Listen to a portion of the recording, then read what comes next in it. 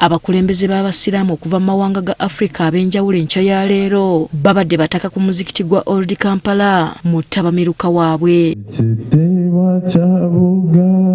nga ojjeko ensi za ssemazinga wa Africa mubaddemu abamu abavudde ku ssemazinga omulala ng'abavudde mu ggwanga lya Malaysia era nga Profesa Kutub Mustafa Sano yabadde omugenyi omukulu.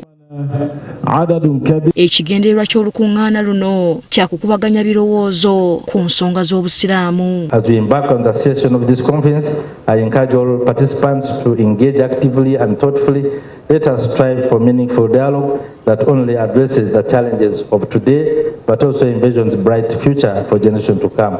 Mufti wa Uganda Sheikh Shabani Ramadhan mubajje mu kwogera kwe akonye ku njawukana eri mubasiraamu ng'ekyabakulu mubasiraamu okuva mu mawanga amalala okujja kiyinza okuyambako ku mbeera eno.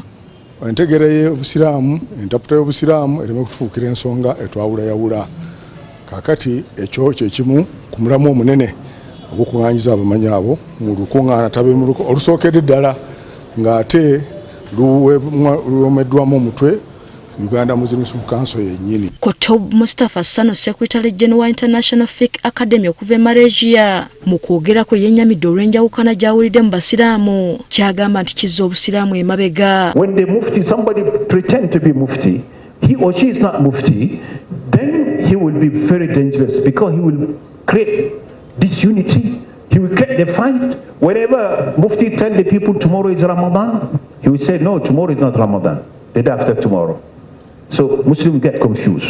Mustafa Sana agamba enjawukana nga zino ze ziviirako entalo z'amawanga nga y'ensonga lwaki bannayuganda basaanye okuzeewala. When we see, we fight, we pray together, we fast together, we break together, we break the fasting together, we come together. We have chosen in Uganda Maliki or Shafi'i or Hanafi. Be respectful, please. Be respectful for this one, because by doing so you will observe the unity of the Muslims. Muslims do not need to be divided. Olukung'aana luno lwe lumu ku ebyo ebikulembeddwamu ebikujjuko eby'okukuza emyaka 5 egya Uganda Muslim Supreme Council egigenda okukuzibwa ng'ennaku z'omwezi 12 ku kisaawe Kololo.